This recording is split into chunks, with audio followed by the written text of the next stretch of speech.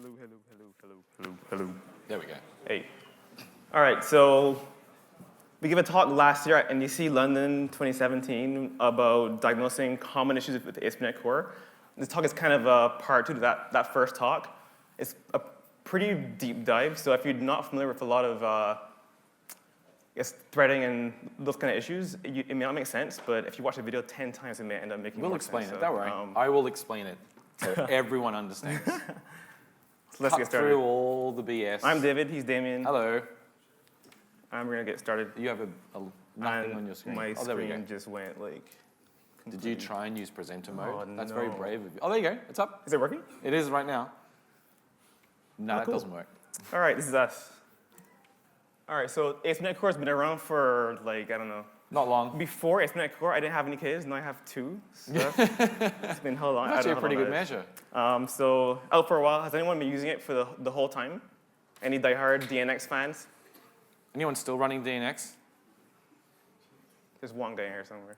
No one. There's no one. Good. Good. There's a lot of issues on GitHub. That doesn't mean it's buggy. There's no place to actually put like good feedback, so people open issues to say this is a great product. So there's GitHub's issues a fun place to put feedback. Yeah. Should Fine. be issues and like praise. It's just meant to be a measure of the size. There's a lot of people using it, a lot of issues being logged. There's been a big uptake since 2.0, since we had the compatibility stuff in 2.0. So we saw a big uptake since that came out. And as a result, there were more issues in emails and on GitHub. Right. If you pay for Microsoft support, you get to call into Microsoft whenever there's an issue. And they eventually will call us, and we'll have to handle bugs. So we have bugs in both issues and email, and we kind of have to coalesce both to find like common things. So what we did was we kind of went over all the issues we saw over the last 2 years, and we kind of found a bunch of patterns. And the goal was to show you a bunch of those issues for this talk. And it is production ready if you were worried. Whatever that means. I just stamped it. People always ask. They say, "Is it production ready?" There was a Reddit thread that was like, "Is it production ready?" And there were kind of two camps. One who was like, "Yeah," and one was like, "It's terrible. Don't use it yet." It's ready. It's good. It's totally good. You just need to understand a few things. Walls of text need to be understood. Did anyone run ASP.NET non-core, the original ASP.NET? System web, ASP.NET, yeah. So parts of this talk is understanding what happens if you migrate from one to the other, and what the changes are, and why they are the way they are. ASP.NET Core runs outside of the IS process. So in system web, ASP.NET, we have an IS module that runs in process. For ASP.NET Core, it doesn't run in the same process as IS. It runs outside of the IS process. And that has a bunch of caveats on to why you would care about that. ASP.NET Core does not have a synchronization context. Does anyone know what that is? Anyone heard of a synchronization context in .NET? About a quarter of the room, maybe a third of the room. Wait, heard about it? Like just saw the name, or you know what it is? Who's ever called an API on a synchronization context? That's what I expect. 2 or 3, 4, 5 people. That makes sense. Yeah, that's better. You shouldn't have to do it very often. It does have some implications on the actual code you write. Yes. It's both good and bad. Actually, as part of doing the research for this talk, I realized that maybe we should add some things back as a result, but we'll get into it later. We'll determine that later. There's no request queue in ASP.NET Core. Has anyone ever seen the performance counters in system web where your app is performing poorly and you want to see what's going on, so you saw the request queue number? Right. There's no request queue in ASP.NET Core, which also has good and bad. And we'll look at why that's a problem a little later on. Static files in ASP.NET Core are served from ASP.NET itself, not from IIS. So previously in system web, static files came from IIS itself. So imagine a scenario where your server is overloaded. Your static files would still work because you had kind of IIS serving them. In ASP.NET Core, if your app is overloaded, the static files won't load because it's the same process loading both static files and your the same set of APIs, resources, the same threads, resources. same memory. Yeah. Yeah. And there are ways to work around that. And there are ways to configure Nginx or IIS to serve static files, but it's not the default story. ASP.NET Core doesn't shadow copy assemblies. Does anyone know about the ASP.NET temporary files folder? That beautiful folder that has all those weird name files. Who's ever had to delete something from the ASP.NET temporary file? Yeah. But then it works. Then it works afterwards, right? I'm sorry. Yeah. So it's good and bad because that folder actually, when you load assemblies in .NET, they're locked in place, which means you can't deploy over those assemblies. And in ASP.NET, what ended up happening, there was a feature in .NET on app domains called shadow copy directories. So that was set by ASP.NET to temporary folders. And whenever you loaded files, it would actually make a copy and load the assemblies from that folder. As a result, you can Xcopy deploy things like normal. This is not in .NET Core, and as a result, if you try to deploy over a live running site, it won't work. Does anyone hit that issue? It's one of the biggest issues we've seen with IS deployments, and people hate us for it. Right. We're not sorry. Do we have a solution? App offline still works in IS only. So if you deploy an app offline file first in IS, nowhere else, the site will die because there's a file watcher. Gracefully, though. It'll shut down. It'll shut down. It'll not die. It's different. It'll just die gracefully. and Shakespearean death. And then it'll. So the goal is to drop an app offline, make a new site somewhere else, and point your deployment to the new site. Right. Web deploy actually automates this for you. And when you end up having locked files, Web deploy will do a bunch of retries. And in the worst case, it'll rename the file to make it all work. Wasn't this broken for like a year? Several times. Until like 2 months ago or something? Yeah. Okay. So if you keep trying it, it'll eventually work really well. It should be good now. No, there was actually a bug. It was supposed to work in .NET Core. There were issues where there was like a race some between race condition. The process dying and then retrying the file to override. Pretty sure it's fixed now. Does anyone deploy their sites like in place without doing a swap? Don't be ashamed. It's fine. Who has like a single instance and they just copy files over the exist. top, or they run web deploy straight onto it? I'm sure there are people here who do that. Yes. This is not a shame. To production. It's fine. It's fine. Shame. You did it. You put your hand up. I saw you. Right, it's fine.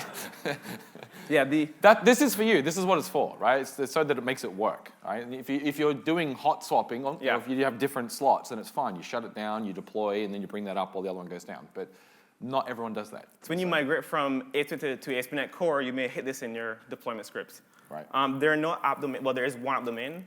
There is a app domain. There is an app domain, the main app domain. So there's no multiple domains running multiple apps in the same process. That's been gone since like forever. Yeah. We actually don't recommend you do that for security reasons. Well, for hosters, we recommend one process per app. Right. If you were using multiple app domains to get more density, I don't have an answer for you. I'm sorry. But in this context, it's a little more important in the to look at it for deployment. Yeah. So I think in IIS, it would use app domains to help shut down the old version of your app while the new one was starting up. And so you could have requests in flight to the old one, and the new ones would get routed to the new app domain, new app running in the new app domain, and it would all just be seamless. And there's no app domains in .NET Core, so we can't do that. That process still works with the IIS module because we do it with the process, but it doesn't work anywhere else besides IIS. Yeah. All right. IIS-specific changes.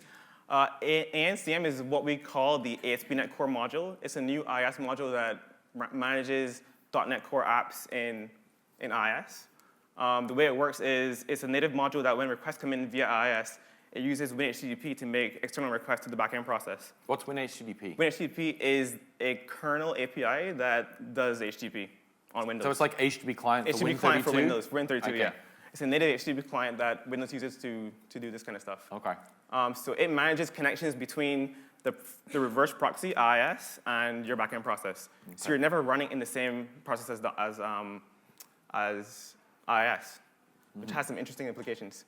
ASNM has to manage the process lifetime. So whenever a request comes in, it has to find if there is a process, and if it isn't one, boot it up, make a request to it, and there's back and forth. So it's lazy. So if I deploy my app, there was no requests, .NET's not running yet. Yep. And then a request comes in, ASNM boots the process, queues the request, boots the process, waits for it to start, and then the request gets forwarded. Okay. Yep, that's correct. As a result, ASNM has to pick a port dynamically. And we've seen a class of issues where either there's a port conflict or maybe there's port exhaustion. You run out of ports. You run out of ports on the machine. Who's ever run out of ephemeral client ports? Anyone know what that means? So if you make an outgoing TCP connection, you need to grab a client port on your machine and then to make an outgoing call to a server port. So everyone knows HTTP goes to port 80 usually, and SSL to port 443. But there's a client port on the client, right, that's being occupied, and it can't be shared. It's just you using that. And so we need to do that from ASNM to .NET .exe. Yep. ASNM needs to allocate a port on its side so we can talk to your app. Now, the server side can share a port. Everyone connects to the same one, that's fine, but the client can't. And there have been circumstances, in fact, it took down my site. It took down live ASP.NET for a couple of days, where for some reason, some condition happens on the server and you run out of ports, and ANCM can't connect new requests. Yeah. That kind of sucks. Yeah, it's pretty new where we're a poorly written backend application. Imagine you made a bunch of requests and you used too many sockets on your .NET process. Right. That bad code can affect your incoming request to ANCM. Oh, it's all on the same machine. Bad. It's the same machine, so you're kind of. Did everyone get that? So if you're you have your server, .NET Yep. XE, your ASP.NET Core app, and it's calling out to APIs, right? HTTP client. If you do that poorly. Where you're perhaps using too many instances, we're going to talk about this in a minute. Yeah. You're doing it in such a way that you end up using too many client ports. You're stealing those ports from ANCM. It's a shared resource. It's machine-wide. Right. So you can write bad code in .NET that results in the native code in ANCM not being able to connect to your app. Yep. So you get this cascading failure. And as a result, you end up with timeouts. And you just get timeouts. Everyone's favorite thing. So there's an issue on ASP.NET, I think, IS integration repository. And the title is this error code, 502.3. And this error happens whenever the backend process can't respond in time. So it times out. The problem is people always think that it's an IS issue. It's really probably your app. But it's so generic and it always happens. It can be for anything. Out of memory, it can be anything in the backend process that goes wrong. It's kind of the first thing you'll see as an indicator that Who has seen this error when they're running ASP.NET Core behind IIS? Ever? No one? No one. They've suppressed it? This one person remembers the horror. I see it every day. Usually I do something that makes my app not work, and then I see this in IIS, and I have to go and figure it out. And the front end will drop the client from the request. So this is what it looked like today in System Web. In the existing ASP.NET, not ASP.NET Core. Yeah, I had a hard time picking a name for ASP.NET. System Web. System Web, ASP.NET. So HTTP/sys is a kernel module that handles HTTP in Windows. That has a queue. So whenever a request comes in, it goes into that queue in IIS. IIS then dequeues from HTTP/sys and queues into its own thread pool. And then IIS will dispatch to ASP.NET via the IIS module in, I think it's called Web Engine 4. Web Engine 4.dll. That module is the managed code module for ASP.NET System Web in IIS. That has its own request queue. And so this isn't 1,000% accurate because the request queue isn't always used. So think of it as a pipeline here. So like if there's nothing in the queue and nothing, it'll just jump? It'll jump. I see. It can jump. But it's there. It's in the chain. It's there. Okay. So you have this shield that kind of tries to do a bunch of backoff in case the thread pool in .NET is being overused. And then ASP.NET Core, this is what you get. So the big things are different processes. So on the left, you have HTTP/sys and IIS thread pool in W3 WP, our favorite process. And there's an IO thread in Kestrel that handles the request, and that dispatches to thread pool threads. So this is Kestrel? Code. That's Kestrel, yeah. That takes bytes off the wire. Yep. I have memories of us doing dances, explaining this a couple of years ago at Oslo. Yep. And then this is your code generally running on one of these threads, right? Okay. So you're always going to the thread pool eventually. The question is, how many hops do you take to get there? Right. All right. Not having a sync context, what does it mean? So it means you want deadlock if you do .wait, that's pretty good. Anyone ever deadlocked their like MVC old app by calling .wait? Yeah. Okay. Sorry. Don't wait. Don't call .wait. If there's one thing you should learn from this talk, it's just don't block. Just don't do it. Unless you can't, then you have to. Then still don't do it. Configure await false does not have an effect in ASP.NET Core. I've seen a bunch of questions asking if you have to call it. You should still call it in your libraries because libraries are used in every kind of .NET application, and you may actually have a sync context in So you will typically have a sync context in like a UWP app or a WinForms app or a WPF app or a traditional ASP.NET app. There will be a synchronization context, and it manages threads and things, calls going around. Yeah, we don't have one, right? So what it actually is kind of an abstraction over where code runs. So all it really is code can run on a sync context, and it's kind of an abstract concept. And there are different kinds. There's the UI thread in WinForms, the UI thread in WPF. In ASP.NET Core, it does something very... It's the request thread. Yeah, the request thread. So you can think of your request thread as a UI thread, and work always goes to the request thread. Right. But we don't have one. There's none on ASP.NET Core. And as a result, when you continue a task after the await returns, those can run in parallel. So if you have multiple tasks running at the same time, when those come back, they run on different threads. So you can end up corrupting structures that aren't thread safe if you aren't careful. The context itself isn't thread safe. We had a bunch of really cool problems where people saw dictionary corruption and infinite loops because multiple threads were accessing the headers at the same time. So the HTTP context, which is like the root of all the APIs to deal with a request, is not thread safe. Nothing hanging off it is thread safe. Correct. You should never ever not even for reads. You can't read. Think You about can't doing write. it in You can't parallel. you can't do a single thing. You can't even read it. You can't even read in Okay. parallel. There's an awesome. But that surely it's easy to avoid that, right? So no. Are you going to show us how it's? I will. Okay. I will. Yeah. All right. There's an interface called the iHTTP context accessor that gives you access to the HTTP context outside of the actual request. And it's commonly used for getting things like the user for some DI. When you're not in the abstraction. request, you're not somewhere in the else. request thread. You Okay. have a thing that's a singleton. You capture it once, and then you can get the context per request. Right. It's dangerous. That makes things really hard to see when you're code reviewing. So there was an awesome bug in Application Insights that I'll open up. Oh my God. How do you even do that from there? We can't see it. It worked. What? Oh. You'll need to like do we a have to little end swipey the- gesture, or just exit presenter mode. There you go. Yeah, this is So it's still open, I notice. yeah. So you said there was a bug. We're still discussing stuff.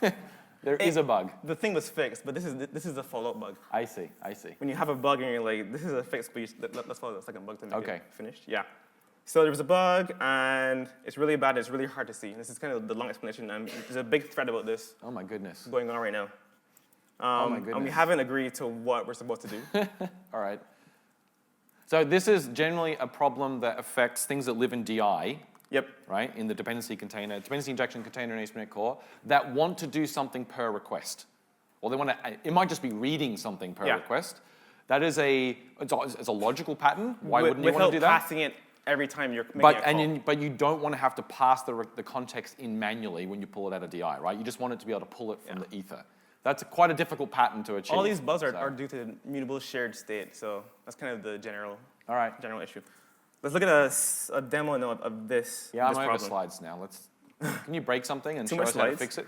Oh, somebody's still on. So let's look at something interesting. My mouse gone. Oh. Oh, that was good. Why are we watching you log in? I saw this same thing happen before. This is recorded, right? Oh, God. You'd be amazed how many times we watch David try to type his password in at work, and it takes him 3 or 4 times every go. Yep. Oh. Have you actually forgotten it? No. I think, again, it's doing this again.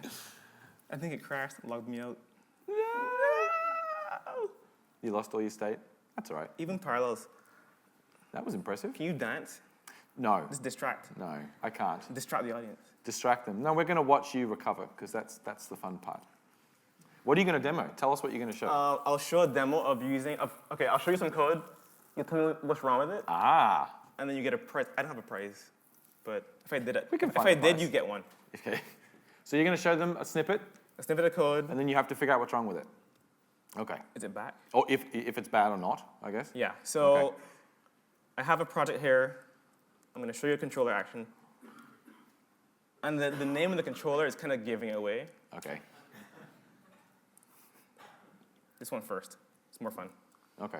All right, so I have a list, 10 tasks. I have get number async, which is doing hard work, doing IO, and then adding to a list Okay. in parallel. And then I do when all tasks. So you pass the list. I see. You create a list. You create a bunch of tasks. You for each over the task array. And you pass in the list into a thing, and it does some stuff. And then you wait. Okay. Wait, and then add results to a list. Okay. And I see a wait. I see async. I don't see any blocking calls. It looks right. It fine, seems like so right? far it looks pretty good. Anyone spot the bug yet? So the results, right here. So he's passing them in. See. It's a local variable. And then he passes. He constructs it up there, and then he passes it in. It is. Oh, it is in when all. So Yep. I'm doing it in parallel. Yeah. So he collects up the tasks, and then he puts them all, and he passes them to task.whenAll, and then it effectively awaits it for you because he's returning that task back to ASP.NET Core because it's being returned from the result. There we go. So I heard a couple of correct. Why does that matter here? Yeah, why is it that list is not thread safe, which is correct, but why does that matter here? Because you're using async. And what? And there's no synchronization context. And so what happens? It's running in parallel. You get them running in parallel. So every continuation, so whenever this returns so you do a delay, it goes to a timer, it comes back after 300 milliseconds, and it's on a different thread. So let's run this. Let's crash. In old ASP.NET, in ASP.NET, that works. That's more surprising. on ASP.NET, that works. This code works fine. Because it queues continuations. So hang on. Yeah. This is the async part, right? This is the Not async this code. whole method. This is the only bit that actually does any type of yielding, right? Yeah. But once you come back from here, the thread pool, you're going to be hoisted onto some thread pool thread randomly, right? In the old world, because there was a sync context when you entered this, well, when you entered here, actually. Yeah. When you yield back here, the task scheduler would say, oh, there was a sync context. Let me ask it where I should run the code. Yep. And then it would block here in ASP.NET, actually, and then wait before it would run again. So you would have all 10 finish, basically at the same time, right? And then they would all get in line and run one after the other. This would run, then that would run, then without 10 of them. That doesn't happen in ASP.NET Core. Correct. You just get all these running on 10 random threads, maybe, that get scheduled anyway. You might get a couple running at a time in parallel. Yeah. So So how does that fail? What does it do? let's see if we can make it fail. So Okay. this app has parallel list. Let's launch this app. 5067. What a random port. Or is it random?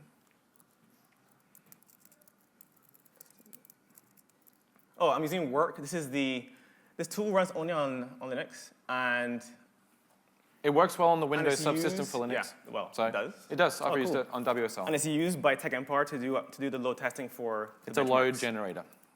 Well, now you're not. You're actually just running your app right now. Oh, Yeah. Is that what you meant to do? no. There we go. Look at that.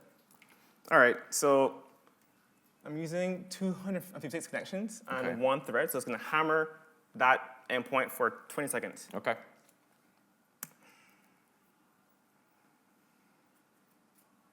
Okay. It's pretty boring so Oh, far. man, it's coming. Don't worry. All right. I don't know. Winter is coming, right? Is it printing? Like, you don't watch Game of Thrones. I don't. I look at memes. Warning. Oh, hold on. What's going on? It looks should like be- it's that should be working fine. perfectly. That's the trick, though, right? Oh. Are you telling me that this is racy? It took me 2 times, and it would happen every time after 2 times. After 2 times, it happened every time? That's what you want to hear. That's what you damn want it. from a production application. It deployed and it was fine. And then it restarted and it wasn't. Still looks like it's Why fine. is it functioning? Did you fix it accidentally while you were like preparing I for don't the think demo? so. Okay. Let's try one more time. Okay. Let's try harder. Let's try harder. I don't Create know more how. tasks. I don't know how, but let's try harder. More threads. Throw more Die. things at it. Die. We actually, we said to each other before this talk, wouldn't it be funny if when we tried to show all the errors, we couldn't get them to fail? Because this is the nature of like async. Oh! There it is! Oh, good. All right. This so- just proves that these are horrible, horrible, horrible bugs to have in your application. Because it'll run fine for a day, and then you'll do an advertising campaign, and 20% more people will show up at your website, and then it'll crash horribly. All right. All right. So there you go. List corruption. Capacity was less than the current size, so that's a race condition, Yep. right? Okay, there you go. Oh, good job. Okay. Oh, So remember, the salient point about this is that this code works in MVC5 or web forms or ASP.NET System Web. It will MVC not web, work yeah, yep. in ASP.NET Core. You need to protect this code. so you can lock here, and then you're fixed. Or use a concurrent collection. Or use a concurrent Concurrent structure of star, some sort. concurrent by, concurrent list, concurrent queue, concurrent Right. Okay. something. So we'll trust that will never fail now. All right, so Okay. let's look at this one. Separate. So same kind of issue. parallel access to. This looks a little more real now. Yeah. Like we're calling out to something. But is it? It's a delay. Oh, okay. Let's assume it's actually HTTP client dot do something useful. Okay, pretty- yeah. good. Fair enough. But this is very common, right? Yeah. I mean, who's ever called 2 web requests concurrently? Yeah, right? To make it a little faster? Of course you would, right? And this is how you do that, right? A lot you call faster, them yeah. a lot faster, right?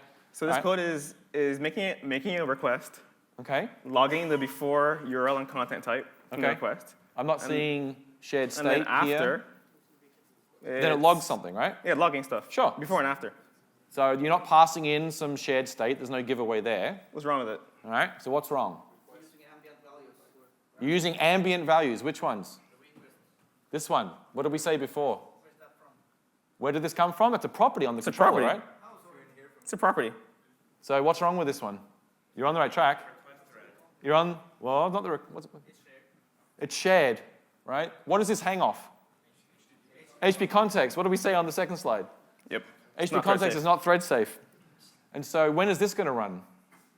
Because this is where the asynchrony happens, right? Before here, you're all on the same thread, right? This is where you yield. And after this point, you could be on different threads and in parallel. Up to this point, you won't be, right? So this one's the problem, not this one. Yeah. And so this continuation is the term that gets used, right? This is a continuation from this task. This will get scheduled and will be potentially in parallel. Yep. And that's when you're going to start seeing strange things. But it's only reading. How could it possibly be a problem? Subtle, right? Right.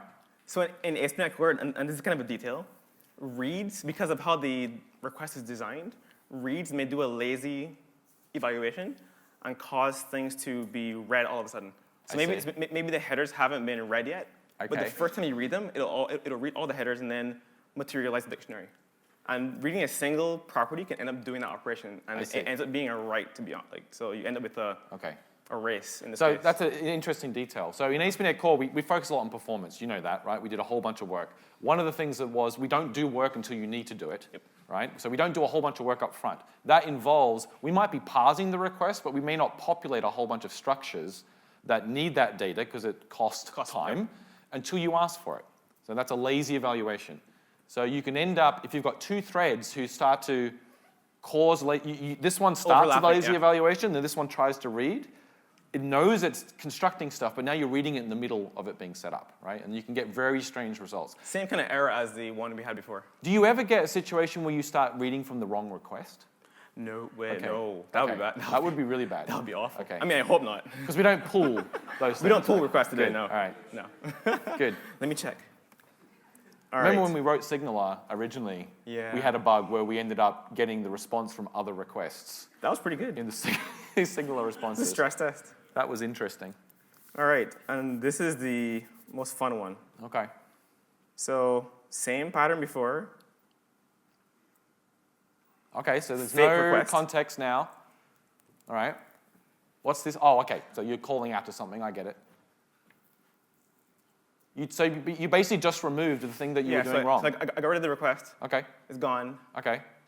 and I'm logging. Okay. It's fine It looks fine. You got rid of all the for the problems, most right? part, right? Didn't you get rid of all the problems? Except there's Oh. this strange thing. So that's your logger. Yeah. I see. So this logger is a special thing that I wrote that's super fancy that gets the HTTP content accessor, and then it tries to log the same stuff. Oh, but it's hidden now. It's hidden. This is what you were saying Yeah, before. so Okay. this was the kind of error that we got from the App Insights I see. team. There was a team in Bing that was doing this kind of stuff.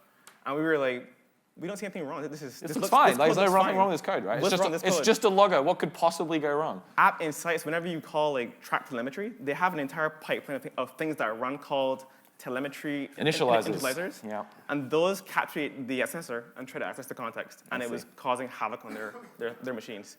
It actually caused the dictionary to run to go into an infinite loop. So it hung their CPUs, and That's not good. It was bad. Okay. So how do you fix this? Let's try to write something to fix it Okay. quickly. Okay, so I'm going to write, well, you could log, which is simpler.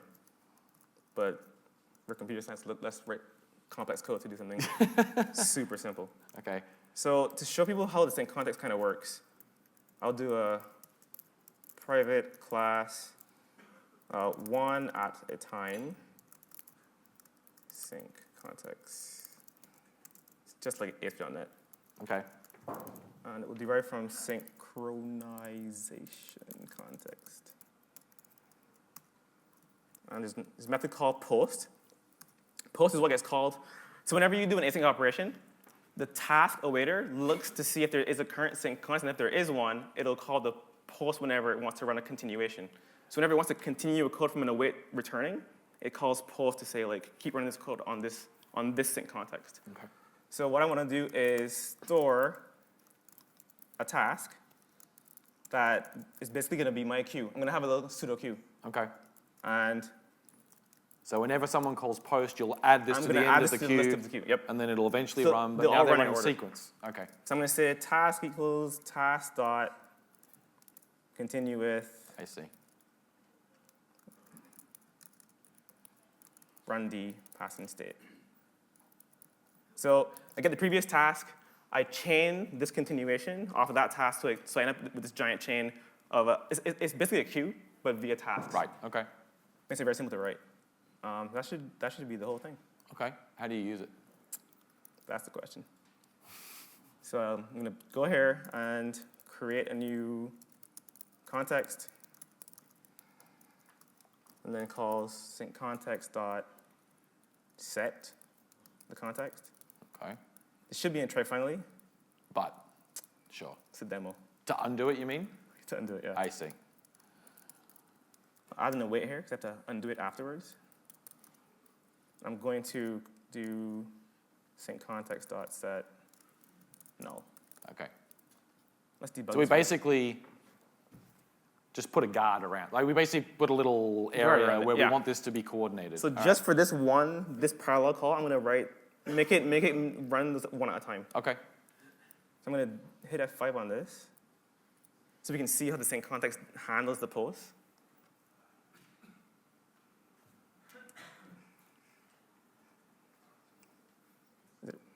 Speedy. I need a new MacBook. You do need a new The MacBook. new one's kind of stuck though, so I don't want that. So it's running. All right. Hit the endpoint. I think it was called parallel list. 5067.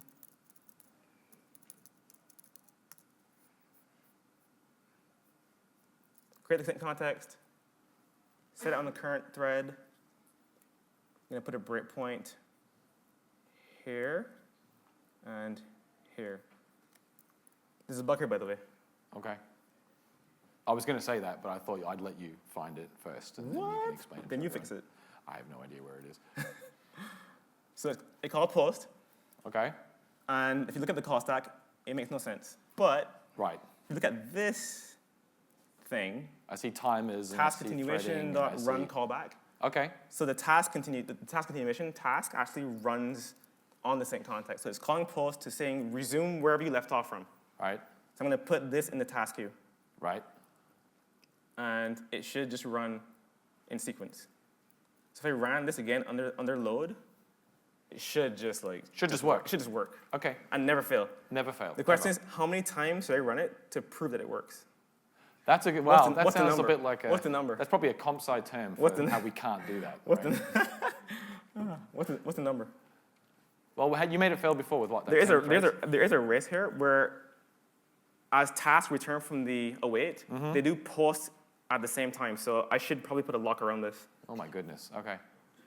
Which is what System Web did, if I It recall. does. Yeah.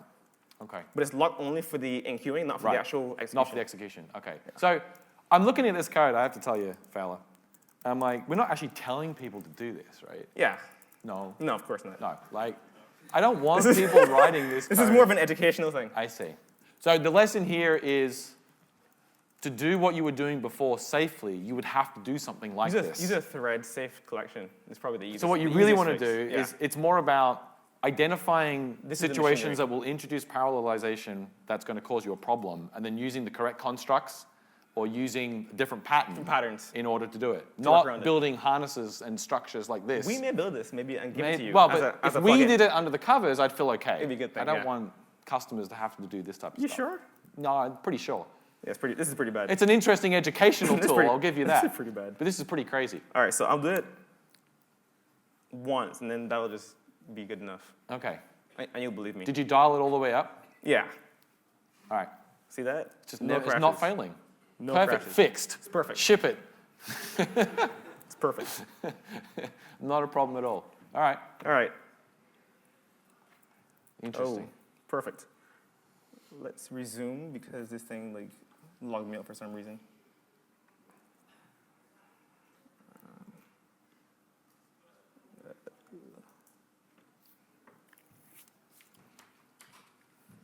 All right, so where was I? Is it still showing the thing? Oh. It's showing I nothing swear now. to God. There you go.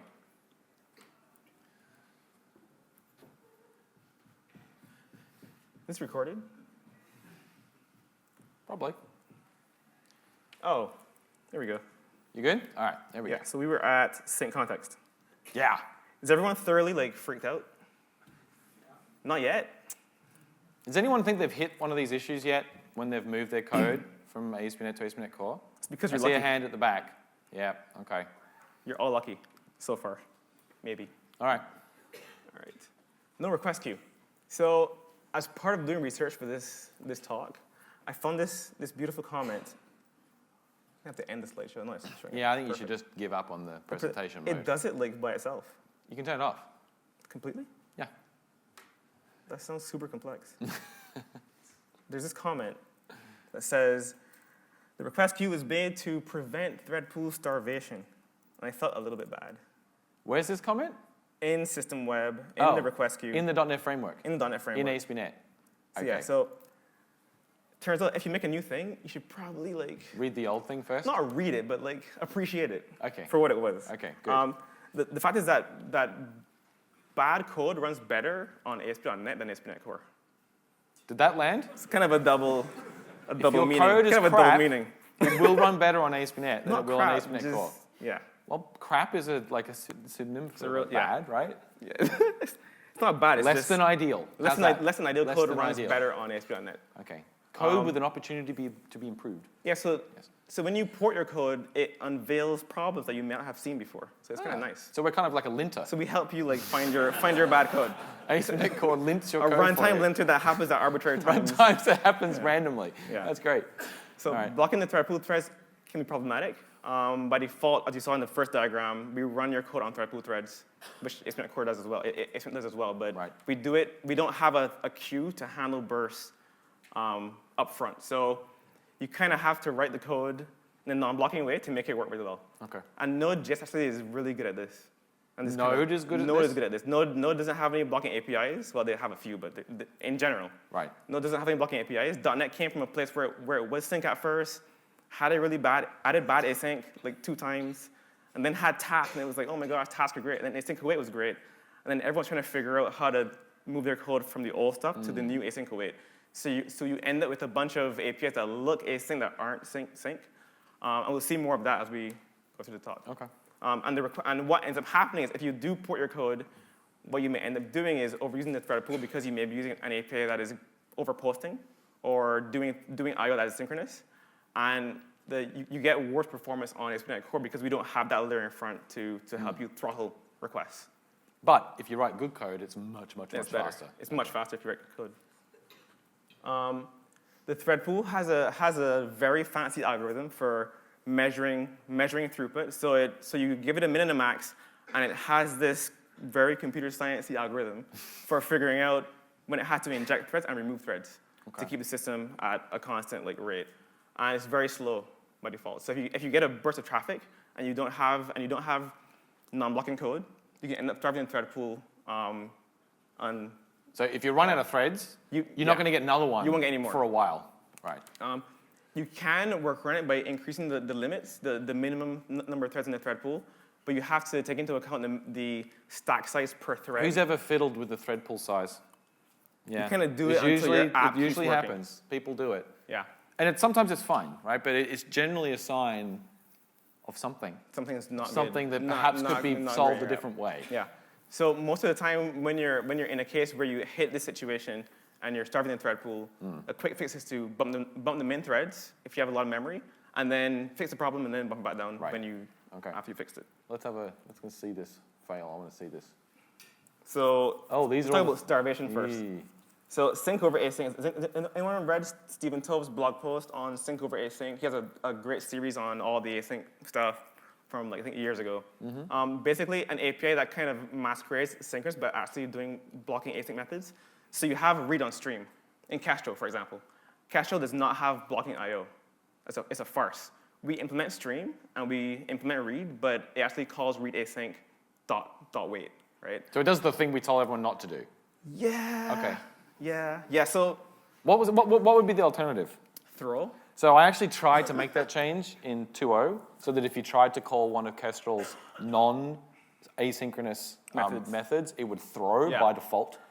And then we turned it on, and all the applications started throwing by default. There are really interesting things that happen when you try to do these like big changes. It turns out that there was code that we couldn't change. It's fundamental. So like Fundamental as stuff. an example, there are streams that buffer, Right. like gzip stream and memory stream, and there's no dispose async in the framework, and there's no like using dispose async.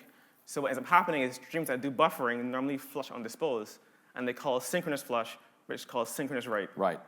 So you end up with this chain of things that you can't really change. Or you might be using a serializer Yeah. that you pass the stream to. You say, I want to deserialize this stuff from the incoming stream, the incoming request, and you pass it to a JSON deserializer. And it reads the stream using synchronous APIs, because the vast majority of them do that. And I think only JSON.NET started doing it with async in 11.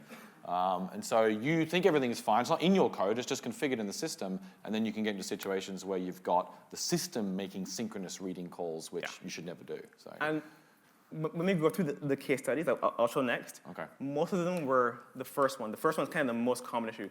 Someone ported some code, doing some stuff, I don't know if it was fast or not, and they called like async API dot result or dot wait. Okay.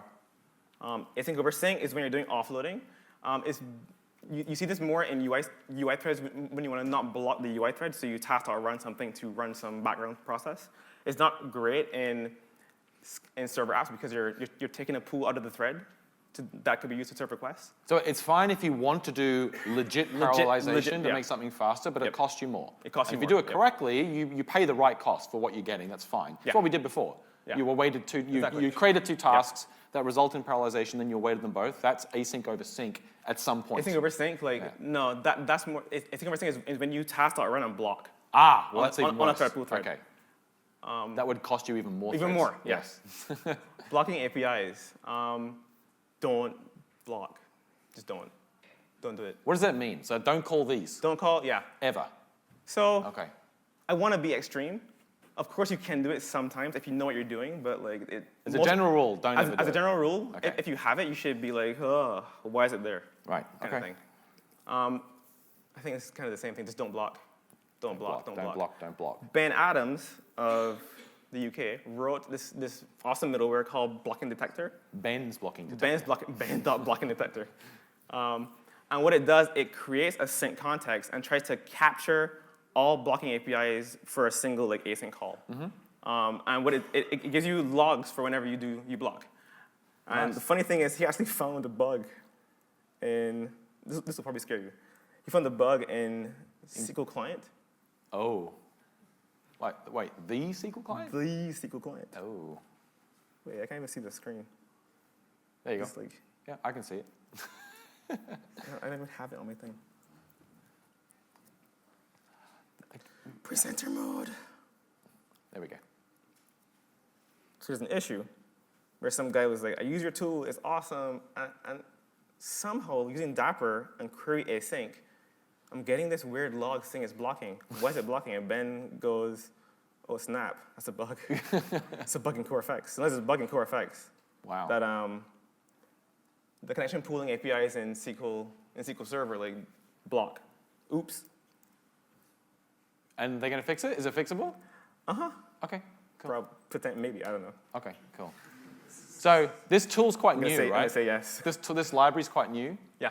Okay, so it's hopefully will become more popular, this type of thing. And we've been talking this week about, as researching this talk, we need to do more as a team to help you find this type of code in your application. And so I would imagine in a future release, maybe towards the end of the year, we might have analyzers for things like this so that you'll get warned as part of your build, right? And while you're editing code that you've got issues. If you don't own the code, that's a problem. It's a bit trickier, yeah, but. And so then the next thing you do is introduce something we call an app verifier, which is a mode that you run the application in, and then it reports things when it finds them, which is kind of what this is doing. Yep.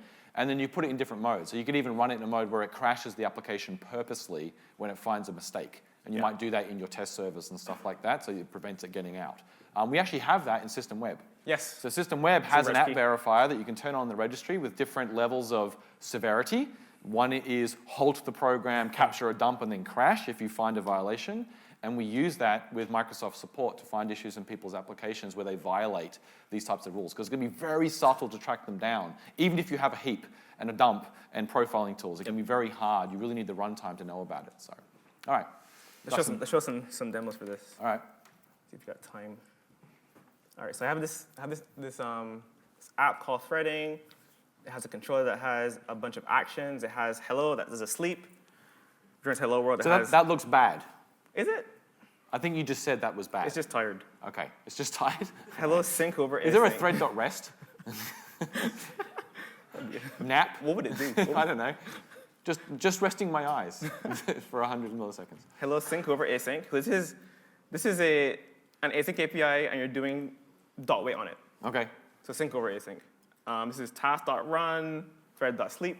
So spawn a new thread pool thread, await it, and then sleep on that thread. Okay. And then hello async. Beautiful async. Can we await. should we ask people how Yeah. many threads are being used in each of these examples? How Yeah. many they think? Yeah. Okay. So for the first one, it's just one thread, right? how many threads? Surely it's just one. One. You just call sleep and blocking it the blocks current- the you're blocking current the current thread, thread. right? So that's easy. It's one thread gets used. Okay. Sync over async. Anyone want to guess? Any guess? How many threads get used when this method is called to finish it? 2? Is it 2? It's 2? Okay. Yeah. So the first one to start it, and then you yield this one. No, and then you call wait. You block which the current blocks- thread. That has to get scheduled, I guess. Yeah. So that's the second thread. That post work I see. comes back to the Okay. thread pool to resume. So 2 threads on that one. What about this one? 2? You await task.run. It's an async method. You await the async thing, and then inside that it blocks the thread it's running on. I think it's 3. Is it 3? Is it 4? I don't even know. No. Is it 5? I was like, maybe it's 3. I think it's 3, right? Because The current continuations get scheduled, right? Yeah. So this is the second half of the method after this semicolon. So you get one thread for the entry. Maybe we shouldn't call it threads. We should call it like No. not Okay. not new threads. It might be. Threads that In- execution. Up to 3. It could be up to 3. It could be Yeah, it up could to be 3, right?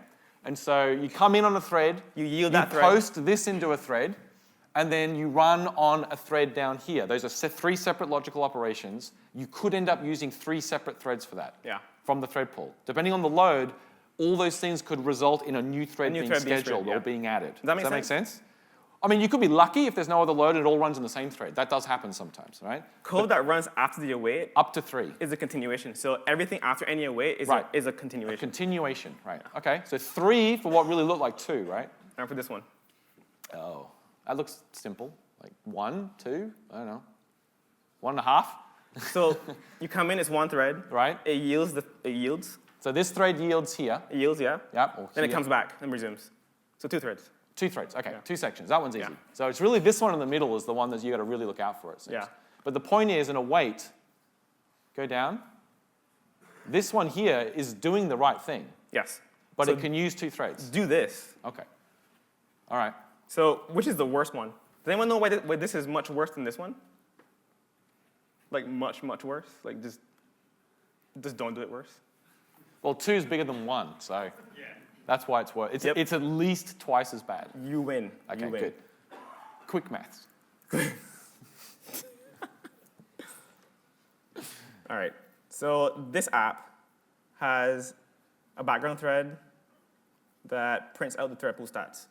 So I made the thread pool small. It's not this small normally, just so I can show bad things happening. Okay. So I can freak you out more. The max is not that small? The max is 10. The yeah, min is max actually smaller usually. the min is like It's the min is the 2. number of CPUs. The min is, actually. yeah, So the on number your of machine CPUs. it's 2 It's because 2. yours is old. On mine it's 16 or something. I feel bad. That's mean. And yours is 2. But the max is like unlimited usually, right? It's Yeah. like max value or something, right? So every loop, I get the available worker threads. I don't care about IO threads. Okay. Those aren't important. Right. These, by the way, these IO threads are for like HTTP requests and sockets, not for Kestrel. Kestrel doesn't use it at all. We use a dedicated thread. We have a different. We don't use the pool. Yeah. Yeah.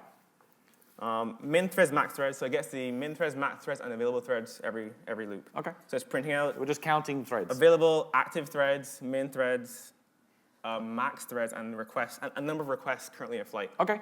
Cool. And that's counted by Some this stuff. startup. Doesn't All right. matter, I guess. This middleware that increments after and decrements after the request finish. And I So have this these are our rudimentary perf counters. Yeah. Because we don't have perf counters in core. Yep. I know, Not it's yet. sad. Not yet. So I have this other program that I wrote that sucks, but it's good enough to show things. This 5,000, I think. That basically lets me add constant load by hitting up or down on my keyboard. Okay. So I'm going to do hello first. And hello was the one that just did a thread.sleep, right? Sleep, yeah. So it's just request comes in, you're going to sleep that thread, and then it's going to return after what? Is it a second? Yeah, Okay. 2 seconds. 2 seconds. Okay.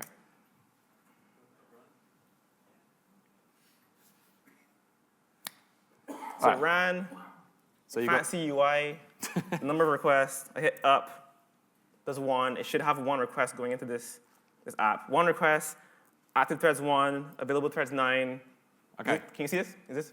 Right. So it's continually issuing a one request. There's always Yeah. a single request in flight. It goes, it comes back, it sends another one, right? One at a time. 2, Now there's 2 concurrent at any time. 3, 4. And so you can see the threads going down, like available is now 6 because 4 are active because there's 4 requests. Because we said that code used 1 thread per request and it's blocking. So we're always using 4 threads with that blocking code. And the thread pool never goes past the max. Max is max. Yeah. It's So max, our it's not- server can scale to, well, I'm going to do some math again, right? I think the server's going to get to 10, and then it's going to get a little wonky. You're clever. Ah, see? So 9, looking pretty good. Good so far. 10. This is like a super stress test. Why is it working perfectly fine? Hold on. Oh, okay, it's ramping up still. Oh, 10. No threads left. What dear. can this possibly do? No more threads. So make it 11. Oh, it's crashing already. Uh-oh. The clients are crashing. Is that a timeout? Yep. Is that what happens? Yep. Okay. So now I'm gonna go down, and it should recover. You're reducing load? Yeah, it should Okay. come back. It should be like, oh, ooh, Oh, yeah, there we go. perfect. So that's actually a really interesting demonstration. it right? recovers. It's a distillation. It hits the max, recovers, it's fine. So It is blocking threads though. who's ever had a website they've deployed or an application, they got an increase in traffic, and the website became unresponsive, right? If you've ever had a site of any type of scale, you'll get that. When you don't control the traffic, that's really stressful, because there's not a lot you can do to turn the traffic off. You have to have something else in front of your site, some type of load balancer, some type of reverse proxy, where you can fail quickly so your app can keep going. In this case, where we're hitting it directly, you see very quickly, once you go beyond the capacity of your site to scale, in this case, it's blocked by threads, Yep. right, because of bad code, then it's done. Like, people just start timing out. But it until came the back. It came back, right? Once the load, Went down, it came back. It came back. That's the key. So Okay. blocking calls do that. Let's do the sync over. This one is the most fun. But the clients weren't failing fast. Yeah. They had to time out. The timed out, yeah. Right. Sync over async. So I'm still running. I'm going to change my URL to hello sync over async. So run, send the fake request to make sure it's running. Should have. Okay, so we've got 10 and no requests. No requests, got 10 add- threads. Add 5, 6, 7, 8, 9, 10. This was the same code, but we were just doing task.delay.wait, right? Yeah. Okay. So it's like sleep, right? It's doing a task delay and then doing a dot wait. Okay. So I'm going to add 10. Okay. No threads left. Okay. Oh, Start failing. Can add 11, 12. okay. Still dead. Yeah. Gonna go down now. Reduce load. Okay. Try to, anyway. There we go. There we go, 10. 10. 9. I mean, this is what a cascading failure looks like, right? Things become unresponsive. This is me in production. All right. Trying to fix my site. So the hope here is the app will recover because we reduce Killing load, connections. right? Why? What's going on? Oh. Why is it? It's still 0. It has 10 requests still, no available threads, 10 active. Why is it not recovering? Anyone knows why? They're all waiting a thread to pick up in continuation. Yep. So he's saying the thread pool, they're waiting, these requests are waiting for a continuation to run. That was the inside one. The inside, yeah. All right? And it's asking the thread pool for a thread. But, So you're blocking the current thread. You schedule the work to the timer. right? And you're blocking the current thread. So, Yeah. so you're taking up the 10 threads. So this app will never recover. It will never recover. This is a dead app. This app is dead. This is an IS reset. Oops. Start Oops. over. That's kind of subtle. Yes. So when you said it was really bad because it used 2 threads, that you were really lying. Yeah, I lied. You're really bad because it'll never recover Yeah. if you go beyond load. Okay. And in real life, you probably won't hit the max unless you have a huge burst of traffic. But But there's thread pool injection rate Yes. to a second, and it may seem like it won't recover because you're adding threads so slow to the thread pool that you may not end up getting to the max. And I quickly don't enough. care how good your Linux kernel is or your Windows kernel, there's only so much it can do to multitask and like thousands of threads on top of 4 physical CPUs or 8 physical CPUs, right? Especially if they're all blocking. And you're only injecting a new thread every 2 seconds anyway. So It's one thing we want to show before. you could probably fit one more in. This is a good one. So when people say that async makes things scale, it's kind of hard to see what that means, right? People just say it and it sounds good. Web scale sounds good. It sounds powerful. Async is web scale. But what it actually means is that you have available threads to handle more stuff. So if I do the same thing for hello async, So this is await task.delay. yeah, Right? this is the code you fully should run. async. Okay. So Okay. So we've got 10 requests in flight at all times. And we'll always have 10 threads there are available. no threads in use. So we've got 10 requests running right now, but we have all the threads available, which is counterintuitive, right? But the reality is there's code running. There are threads being used, but at the rate he's printing them out, they're always available because they're running for milliseconds. Yeah. Like microseconds probably even, just to do the scheduling, the timeout, and then the scheduling back so that each request takes a fraction of a CPU to finish, which means that you can hit this probably with thousands of requests, I'd imagine, scale. and it would scale fine. This is web scale. This is web scale. Nice. Does that make sense? Do people understand that now? So like, if you use async purely all the way up and down the stack, and the things you're calling into that are async are well written, so you hope that the async APIs in .NET are well written. You hope the task pool, the thread pool, and the task scheduler are well written. You hope. You hope. And that Kestrel and ASP.NET Core is well written. As we find bugs, we fix them. Those work. Then it scales really well, right? Because you actually don't use a lot of CPU if you're calling async methods. You do one thing wrong, one thing, you can literally, because imagine you only had one method in your entire app that did this, right? But then you had 1,000 people hit it. Boom, app's dead. It'll never recover, okay? So this is really dangerous. Really, really, I fall out. Really, really dangerous. There's no time left, but Okay. I want to show a couple of slides like the HTTP client one because it's pretty interesting. Perfect. So starvation, there are a bunch of links here to a bunch of scenarios. We'll share the slides Yeah. afterwards. We'll put them up so people Pretty can good. find them. Razor's async. Oh, Razor is async. So Fully async. don't ever call synchronous methods to render Razor. Always call the async version in ASP.NET Core. We are going to get rid of the sync versions in 3.0. Yep. Okay? This guy was super angry. We killed his site. Yeah, sorry. Sorry. Oops. If Don't you're- call if the you're in wrong the method. room, we killed your site. HTTP client, everyone familiar with HTTP client, you should use a Right. singleton. HTTP client, never create one per operation. It's very, very, very bad. There's a blog post from the ASP.NET Monsters talking about why it's so bad in great detail. Always make sure you bump up the concurrent connection limit. By default in .NET Framework, it's 2, I think. 2 per server, I 2 think. per server. 2 per host. You configure it in different places based on where you are. Always use the async methods. Don't block. Don't block. You just saw why you shouldn't block. Never block. If you're porting code from full framework to .NET Core, you shouldn't use the HTTP web request because it creates a new HTTP client Everyone knows this type, right? This is what we used per before operation. HTTP client. Don't use that in .NET Core. Just don't use it. Just get, yeah. Not in ASP.NET Core anyway. Bad things happen. Do not use this get a string async in HTTP client for large responses. That's a very common pattern I see, where people call get string async, deserialize string as JSON, and then return to MVC. Don't do that. Use the stream APIs and always use the Because stream. it'll use too much the stream memory. parsing, yeah. Okay. And I had a demo, but that's So too use late. streaming. It's too late now. All right, cool. Yeah. Async all the things. Async all the things. That's probably the crux of the entire talk. Yeah. Okay, so we'll share these slides, and the code is all available up in your GitHub repo. Yep. We'll just put the slides in the GitHub repo. Yep. Well, otherwise, thanks for coming Thanks, along. guys. We'll be around for a little bit if you want to ask some questions.